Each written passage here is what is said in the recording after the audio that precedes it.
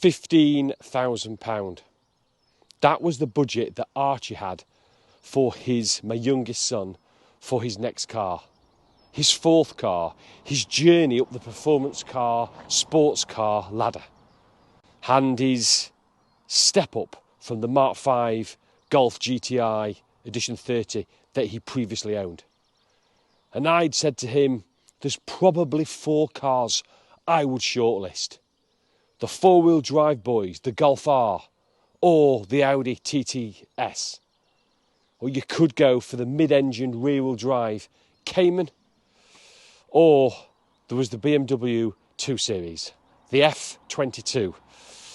And no guesses what Archie went with. This 2015 BMW M235i. And this week I'm taking a look at it and then taking it out on some of the best roads here in Gloucestershire. Welcome everybody to this week's Fast and Fun.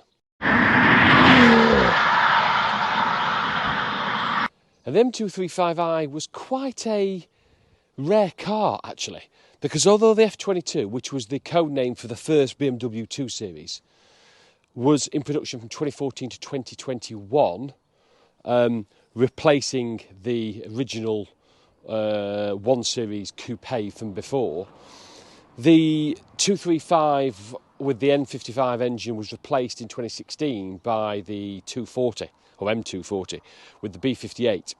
So with a slight tweak in power. So the M235 was only actually produced from between 2014 and 2016. Powered by the BMW N55 engine, 3-litre, straight 6-cylinder, turbocharged engine, producing 321 brake horsepower and about 332 pounds-foot of torque, which is about 450 newton metres. Interesting that torque figure is available from as little as 1300 RPM to over 4,500. So that low and mid-range punch of that turbo engine should give this some serious performance. Performance-wise, it can, in automatics, they came in manual automatic, many are automatic, a ZF 8-speed auto. They do the 0-60 dash in sub 5 seconds. That's seriously quick for a front-engine rear-wheel drive car that is classified as an M-lite, so the M235. I've had a couple of other M-lites on this channel as well over the last 6 months. My middle son's, he had and ran the M140 hatch. And I also had an M135, the track car, from a few months ago as well. But this is Archie's. It's pictured up late 2015 plate with just over 70,000 miles. So the question is, how reliable, how does this car handle? And it's quite a rare car because it's completely, notwithstanding a few splashes of carbon here and there, it is pretty much 99% OEM, factory standard. And them lights tread that fine line really between full-blown, full-fat M cars, the M2, M3, M4, etc., to something that is definitely performance-related, high performance for the road, but has just held back in a few places. Suspension, power outputs. The big one for many of us is the limited slip diff, so LSDs. But again, many of the M-lights do end up having LSDs and get modified to become almost M cars in their own right. But the benefit is, with an M-lite, in regard to, it becomes more dailyable, so easier to drive, probably softer, more forgiving nature, and value, because they're not the full factory, full-fat M car. They offer much, much better. And you go back to 2014, 2015, the M2 OG with the N55, the same engine as this, hadn't actually come out. That came out in 2016, I believe. So if you were hunting for a small, compact 2-door coupe, 2+2, back in 2014, 2015, it was really this car, the M235, was your only option unless you went up to the bigger brother M3/M4. Right, what we're going to do now is we're going to take you around the car. We'll pick out some of the key features of this 235 and then we'll take it out.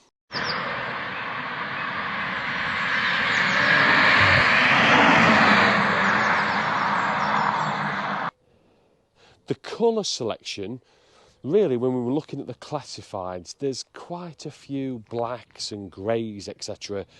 There's not that many blues and other colours. So this was one we specifically picked out. Looks nice in this colour, really brings some of the sharp edges and lines. You can see on the bonnet here, the ridges, etc. Not as pronounced as an M car with the power bulge of the M cars, but it's still got the ridges across the bonnet that gives it definitely a sporting credentials. This one runs a splitter low down. I'm not sure if that splitter is actually OEM or not. I don't think it will be. It looks too aggressively low for me. These grey, I think they're called air blades, were standard on the M235s as well, replacing the traditional F22 fog lights. I think were there. Headlights, xenon headlights came as standard on the 235s as well, and the standard kidney grille, all black, no chrome there, which again picks out some of the nice pieces of this quite aggressive looking front end for this 235. You go around the side, black again, black twin spoke alloys specifically for the M-lite cars, the M235 here, 18 inch, the front 235 4018s, and up front 4-pot M Sport calipers with larger discs as well. The tyres on this, that is Goodyear Eagle F1 asymmetric 6s, so again really, really good performance tyre fitted all round on this. Very few badges I've noticed. This sort of small M Sport badge just under the wing mirror. Look at the size of the wing mirror, huge thing here with the fabulous M Sport shape as well there. A work of art that is. If you walk down to the back of the car, it's a 2+2. The seats, we'll have a look in a minute. There is enough space to get a couple of adults in. More so, you would argue, than a couple of its main rivals. TTS is just about unusable. They are unusable. Cayman's a 2-seater. So it's quite a niche. It's quite a niche fitting market, really, unless you go into the hatchbacks, things like the Golf R's. If we go around the back, you've got this very small little lip spoiler. The badges, I don't know if this was standard or not. Maybe the blackened badges here could be, I think these have probably been replaced actually, because that's almost reminiscent of the competitions and the comps from the full fat M cars. Go down, black diffuser here, M Sport carbon exhaust tips here, twin exhaust as well. And if you step back and look underneath, quite aggressive and really good looking car. Practicality. Many of these will be used as daily cars. And look at the size of this boot. It is giganormous for a small coupe. I mean, that goes right forward. You've got split folding rear seats as well, so you can drop those and have even more luggage space. Clever netting comes in here. Again, BMW, as they do, think of everything. Really handy to put shopping bags, whatever it may be in there. Bits and pieces that don't fall everywhere. Netting to put things in. And then under the floor of the boot is the battery. So again, no spare wheel on this. And in the boot, again, this has been the BMW way for many, many years. The triangle. We'll take a look, if we can, under the bonnet. So it's a double pull. 1, 2. Oh, and the doors actually, windowless doors, which I think is a nice touch as well. Yeah, windowless doors. And then we go and have a quick look under here. Again, modern engines, you never get to see an awful lot, but that's the N55. This one's had some carbon bits fitted. Tank, again, cover for the tank, cover for the engine bay.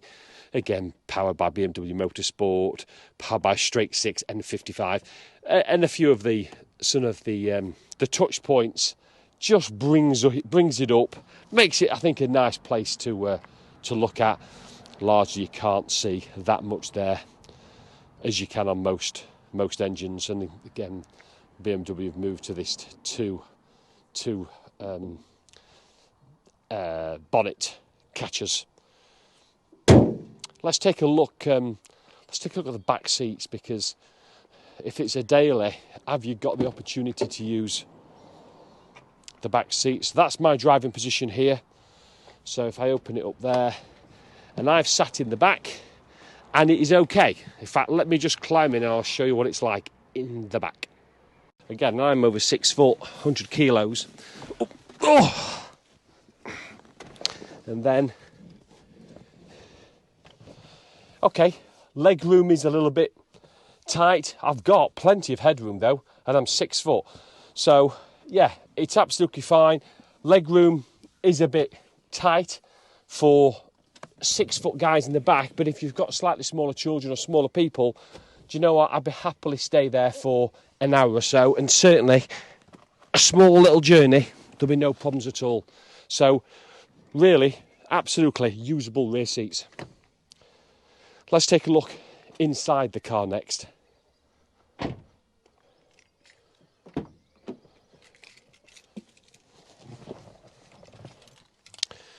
Well, the sun's eventually decided to come out. So it's keyless start. The dash is what you'd expect, I think, of BMW. This particular one, the previous owners made a few changes, bits of carbon in different places, carbon door handle pulls, carbon bits and trims around the air vents, the centre console, handbrake lever, around the gearbox, in front of the M Performance, in front of the passenger. So quite a lot of carbon, maybe a little bit too much for me. Steering wheel, nice size. Driving position, there's no electric, it's all mechanical levers and pulls, but I've got myself sat nice and low, steering wheel up front, and a really simple layout that just shows you the speedo on the left, rev count on the right, revving to just under about 7,000 RPM. And yeah, you feel absolutely nailed down and sat in it with these big wing mirrors. Good visibility, and it feels quite small as well. Small, compact. It looks a little bit narrow, and it's probably what the M3, M4 used to be. The M3 coupes used to look like. Everything's grown too big and too heavy now, albeit again 1450 kg, so it's quite a heavy coupe. It's certainly not a lightweight, but because it packs a healthy punch of 320 horsepower, I'm sure that will get us along quite nicely. Big display. This is aftermarket, so this is one change, or another change as well as the carbon is this centre screen. There's a standard 6.5 inch display. Many go for the Pro Nav, which I think makes it, I don't know, 9 inch or something. This one's an aftermarket, so I won't go too much on about that. And then it's the typical functionality of the iDrive, etc. Gearbox, and with regard to the driver modes, just a rocker switch here, 4 driver modes. Standard is comfort. You've got Eco Pro that will just tick you along, all about fuel efficiency, keeping you low in the revs. I think it will even knock you into neutral on the motorway at times, just about keeping getting the maximum MPG, which I think largely on the forums I'm expecting Archie to probably get in the mid-30s. And then you can rocker it up to sport, and that changes the throttle sensitivity and the gear changes. They just come a little bit harder, and that throttle sensitivity makes it a little bit more sensitivity. And then you can put it up to Sport Plus, which just heightens everything, even more instant gear changes, more throttle sensitivity, and also takes off all, if not all, the majority of traction control. But otherwise, a look around the cabin, leather seats, they're comfortable, really figure hugging. I've got a really cracking driving position. It always seems BMW and Porsche always nail the driving positions. Absolutely fabulous driving position here. And quite a nice place to spend some time, I'm sure. So if I just press the starter button.